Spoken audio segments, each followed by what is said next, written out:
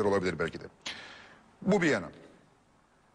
Bir yandan da partilerin birbirlerine karşı bir gol atma arzusu içerisinde olduğundan kimsenin kuşkusu yok. Nitekim bugün mecliste biliyorsunuz kılık kıyafet düzenlemesiyle ilgili bir görüşme vardı.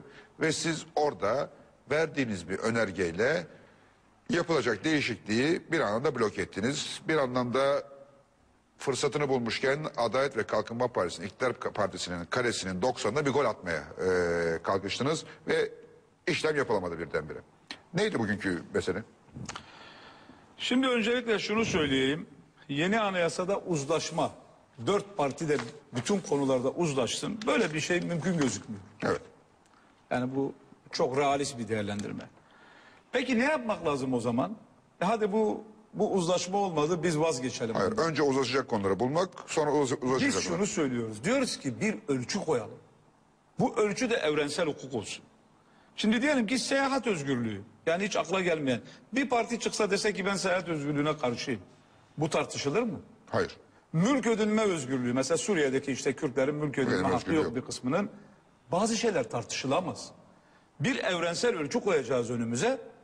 Bu evrensel ölçü etrafında bir ittifak arayacağız. Yani bu Kürt sorununda da böyle, başörtüsü meselesinde de böyle, cemevleri meselesinde de böyle. Onun için AK Parti'ye şunu söylüyoruz. Burada şimdi en fazla oyu kendinde bulunduran AK Parti. Evet. BDP şunu söylüyor. Evrensel değerlere uygun ne getiriyorsan ben evet diyorum. Açık çek. Yani evrensel ölçülere göre ama yani kendi keyfine göre değil. Bu olmaz, şu olmaz, bu olmaz. Neye göre olmaz? İzah et. Evrensel ölçüleri koy ortaya.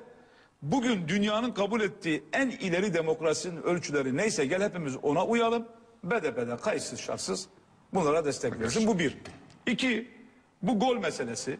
Samimiyetle söylüyorum böyle gol mol yok ama birileri ters köşeye yatmışsa kendi kaderlerine küssünler. 5 seçimi Refah Partisi ve Fazilet Partisi'nden bu yana başörtüsüyle kazandılar. 5 seçim, en az 5 seçim.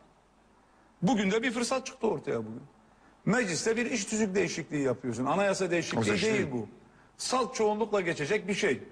Diyorsun ki etek yanında pantolon da giysin bayanlar. Bugün yani dünya bunu kabul ediyor. İşte modern dünyada insanlarda giyenler var. Siz dediniz ki kravat mecbur olmasın, başörtüsü olabilsin. Evet, biz de diyoruz ki başörtülü olarak da dini inancı olarak buna inanan insanlar varsa ben başörtüsü örtmediğim vakit günahkar olurum diyen insan varsa bunlar örtsün. İki, kravatı niye bana mecbur tutuyorsun? Benim şimdi kravatla şahıs olarak bir sorunum yok. Benim dedem fotel şapkalı kravatlı. 80 sene evvel kravat takıyordu benim dedem. Babam da takıyordu. Ama Suriye meclisinden tut Hindistan meclisine kadar, Afrika'daki sömürge meclislerine kadar herkes kendi milli kıyafetiyle gelip oturabiliyor. İsrail meclisinde başbakan kipa takıyor, meclise geliyor. Kravatsız meclise gelebiliyor.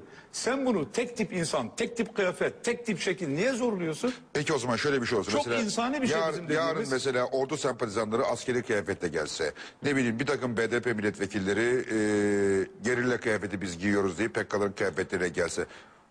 Şimdi bunun da ölçüleri var. Mesela bütün dünya meclislerinde yerel kıyafetler diyor. Ki biz bunu bu sefer koymadık. Yani bu sefer çok daha mesela masum. peşmerge kıyafeti, yerel kıyafet deyip PKK'lı kıyafete gelse. Peşmerge kıyafeti de yerel kıyafettir. Bugün 1. Büyük Millet Meclisi'nde Tamam Dersim işte. Milletvekili Hasan Hayri Bey'den tutun Mustafa Kemal'in yanında Cihat Ağa'nın sarıkla Şimdi aynı onu söylüyorum bütün ben de. müftüleri, eğer burası bir müstemleke sömürge ülkesi değilse giyilen bütün yerel kıyafetlerle de gelebilmeli. Yani bugünkü önerimizde yok, halkımız karıştırmasın da. Ama bana göre bir mahzuru yok. Dediğim gibi benim dedem kravat takıyordu, fotel şapka takıyordu. Mevzu o değil. Gol de değil. Yani AK Parti eğer hakikaten samimi ise işte bugün BDP'den açık çek getir. Kravat mecburi olmasın. Yine ceket, pantolon, gömlek neyse insanlar giysin. Ayrıyeten başörtüsü takmak isteyenler de gelsin taksın. Bunda bir art niyet yok. Ben şahıs olarak da Allah'a kendi içimde söz verdim daha seçilmeden evvel. Dedim ki ya Rabbi ben eğer elime imkan geçerse seçilirsem yapacağım ilk iş ne Kürt meselesi ne de İslamcılıkla ilgili bir mesele. Önce engelli vatandaşların durumunu araştırıp yapabileceğim varsa onu yapacağım. Son kaç gündür onları araştırdım. Yani iki gözü görmeyen bir vatandaş devletten şu an ne kadar maaş alıyor?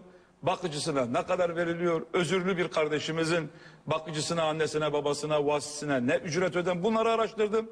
İkinci olarak da dedim ki inşallah elime fırsat geçerse bu başörtüsü meselesinden çok rencide oldu toplum. Benim 3 tane yetişkin kızım var. 4 kızım var da 3'ü yetişkin. İkisi başörtülü okudu, biri açık okudu. Bu mevzularla ilgili elimden geleni yapacağım. Bugün bu fırsat geldi. Allah nasip etti. Bizim grubumuz, kadın üyelerimiz de dahil bir değişiklik önergesi hazırladık ve çok safiyene, iyi niyetle verdik. Buyursun AK Parti. O da başka şeyler getirsin. Doğru düzgün, evrensel hukuka uygun. Gerekçelerini altına ne getirirse tekrar söylüyorum açık çek. Hepsini destekleyelim. Evrensel hukuka uygun şeyleri getirsin. Destekleyelim. Ya bunun arkasında AKP'ye bir gol atma maksadı yok mu? AK Hayır Parti'ye? niye gol atalım? Yani Altan'dan niye gol atsın? Ben 40 senedir bunu savunuyorum. Sırrı Süreyya niye gol atsın? Yani tüm özgürlükleri Bingöl Milletvekili İdris Baluken niye gol atsın?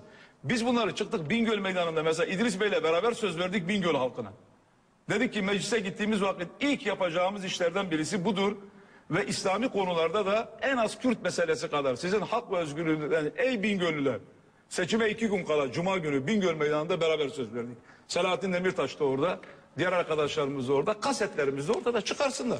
Seçim meydanlarında ne söyledik? Şu an Allah'a çok şükür verdiğimiz sözleri yerine getirme imkanını buluyoruz. Getirsin AK Parti ne istiyorsa. Yani dini inanç ve fikir hürriyetiyle ilgili olarak da Kürt meselesiyle ilgili olarak da cemevleriyle de ilgili olarak Heybeliada Ruhban Okulu'ndan da ilgili olarak ne getiriyorsa biz destek veririz. Altan Bey çok teşekkür ediyorum. Ben de teşekkür ederim. Umarım sizin barışçı diliniz partinizde de mecliste de daha İnşallah. egemen hale gelir. Evet değerciler, Tekin dediğim gibi 17 yıllık